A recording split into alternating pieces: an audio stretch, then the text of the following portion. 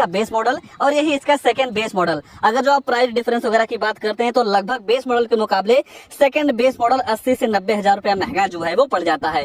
तो क्या 80 से 90 हजार एक्स्ट्रा देने के बाद आपको सेकंड बेस मॉडल की तरफ जाना चाहिए या बेस ही मॉडल आपके लिए बेहतर है, वो आज इस वीडियो में हम आपको बताने वाले हैं। शुरुआत चाबी से करते हैं तो चाबी में आपको कोई भी चेंज जो है वो देखने को नहीं मिलेगा। 3 बटन मिल जाते हैं लॉक अनलॉक करने के साथ साथ। इस नीचे वाले बटन को जब आप दबा के रखते हैं तो इस गाड़ी का जो टेल गेट है वो अनलॉक हो जाता है। सेम फीचर्स दोनों वेरिएंट में आपको जो है वो देखने को मिल जाते हैं। गाड़ी के अगर फ्रंट फेसिंग वगैरह की बात करते हैं तो नो डाउट फ्रंट में आपको केवल एक ही चेंज देखने को मिलेगा। सेकंड बेस मॉडल में आपको डार्क क्रोम का ग्रिल जो है वो देखने को मिल जाता है।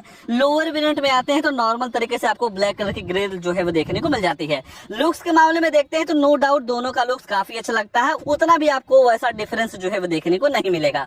बाकी साइड में आते हैं भाई तो यहाँ पे आपको बेस मॉडल में फेंडर पे इंडिकेटर जो है वो देखने को मिल जाएगा और ये जो ORVM है इसे आप केवल इलेक्ट्रॉनिक जो है वो एडजस्ट कर पाएंगे। अगर जब आप सेकंड बेस मॉडल में आते हैं तो कोई भी फेंडर पे इंडिकेटर वगैरह नहीं मिलता है और ये जो ORVM है इसे आप फोल्ड के साथ साथ इलेक्ट्रॉनिक जो है वो एडजस्ट कर पाएंगे। अगर जो आप सेक्शन वगैरह की बात करते हैं तो यहाँ पे आपको 15 इंच का टायर जो है वो देखने को मिल जाता है।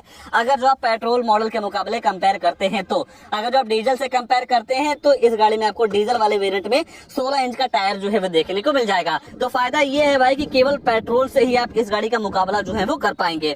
बाकी धीरे धीरे गाड़ी के रियर में आते हैं भाई तो रियर से आपको ऐसे कुछ बेहतरीन सी लुक इसके सेकंड बेस मॉडल की देखने को मिल जाएगी और बेस मॉडल की आपको ऐसा कुछ यहाँ का लुक जो है वो देखने को मिल जाएगा। फीचर्स के डिफरेंस वगैरह की बात करते हैं तो बेस मॉडल में आपको कोई भी डिफॉगर नहीं मिलेगा, ना ही कैमरा मिलता है। अगर जो आप सेकंड बेस मॉडल की तरफ आते हैं तो यहाँ पे आपको डिफॉगर के साथ साथ कैमरा भी जो है वो दे दिया जा रहा है। आइए अब ले चलते हैं गाड़ी के अंदर। अगर जो आप एक झलक इस गाड़ी के बेस मॉडल को देखते हैं तो ये जो सीटें हैं भाई आपको नॉर्मल तरीके से ब्लैक कलर के साथ जो है वो देखने को मिल जाएगी। कोई भी ऐसा चमकता धमकता सिस्टम जो है वो नहीं यूज किया गया है और रियर में एसी वेंट्स मिल जाते हैं। दो आपको टाइप सी चार्जिंग पोर्ट जो है वो भी दे दिया जा रहा है। अगर जो आप बात सेकंड बेस मॉडल की करते हैं तो नो डाउट जैसे ही आप गाड़ी के अंदर देखते हैं तो यहाँ पे आपको थोड़ी प्रीमियमनेस वाली जो फील है वो देखने को मिल जाएगी। बाकी यहाँ पे भी आपके एसी वेंट्स वगैरह जो है वो देखने को मिल जाते हैं। अगर जो आप बाहर चेंजेस वगैरह की बात करते हैं तो ग्रिल में थोड़ा बदलाव मिल जाएगा। ORVM इलेक्ट्रॉनिक एडजस्ट के साथ साथ फोल्ड कर पाएंगे। रियर में आने के बाद कैमरा और डिफॉगर जो है वो एक्स्ट्रा देखने को मिल जाता है। अंदर आपको सीटों का डिजाइन जो है वो चेंज कर दिया गया है और जैसे ही आप सेकंड बेस मॉडल के इंटीरियर में आते हैं तो यहाँ पे एक दो चीजें और एक्स्ट्रा जो है वो देखने को मिल जाती हैं। जैसा कि भाई इस गाड़ी में आने वाला TPMS फीचर, मतलब भाई गाड़ी के अंदर बैठ के ही गाड़ी के चारों टायरों का जो हवा है वो आप काफी आसानी तरीके से सेकंड बेस मॉडल में देख पाएंगे। बेस मॉडल में आपको TPMS वगैरह का फीचर जो है वो नहीं मिलता है। बाकी इंफोटेनमेंट सिस्टम या MID जो है वो आपको सेम देखने को मिल जाती है। पूरी तरीके से आपको डिजिटल मिल जाता है। स्टीयरिंग पे कंट्रोल्स वगैरह भी सेम देखने को मिल जाएगी। 10.25 इंच का यहाँ पे आपको म्यूजिक सिस्टम मिल जाएगा जहाँ पे आपको कई सारे कंट्रोल्स वगैरह जो है वो देखने को मिल जाते हैं जो कि आपको बेस मॉडल में भी देखने को मिल जाता है। अगर आप इस गाड़ी के रिवर्स कैमरे की बात करते हैं तो ऐसे कुछ बेहतरीन क्वालिटी का कैमरा जो है वो देखने को मिल जाएगा।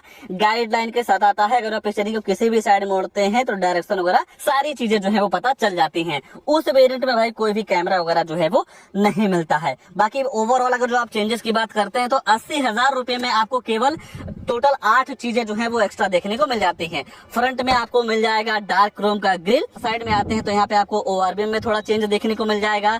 रियर में कैमरा मिल जाता है और डिफॉगर दे दिया जा रहा है। अंदर इंटीरियर TPMS के साथ साथ भाई अंदर आपको फैब्रिक का चेंज मिल जाएगा। देखा जाए भाई एक नॉर्मल सोच के हिसाब से देखेंगे तो जो बेस मॉडल से या सेकंड बेस मॉडल होता है दर्जा ही ऊंचा है तो 2-4 जो फीचर्स होते हैं वो आपको एक्स्ट्रा ही मिलेंगे। बाकी बेस मॉडल में भी भाई आपको किसी भी तरीके से और भी फीचर्स की कमी देखने को नहीं मिलेगी। और बेस मॉडल ऐसा मॉडल होता है भाई जिसमें आप मनचाहा मॉडिफिकेशन जो है वो करवा सकते हैं। तो मेरे हिसाब से भाई 80,000 रुपए बचाना आपके लिए बेहतर है क्योंकि छोटा मोटा मॉडिफिकेशन भी आप जो है वो करवा सकते हैं। बाकी आपका मन ये है कि हम गाड़ी लेने के बाद कोई भी छेड़छाड़ वगैरह नहीं करवाएंगे तो सेकंड बेस मॉडल की तरफ आप जा सकते हैं भाई जहाँ पे आपको फीचर थोड़े मोड़े एक्स्ट्रा जो है वो देखने को मिल जाता है। इन दोनों वेरिएंट में आपको कौन सा वेरिएंट अच्छा लगा कमेंट में अपनी राय जरूर दीजिएगा।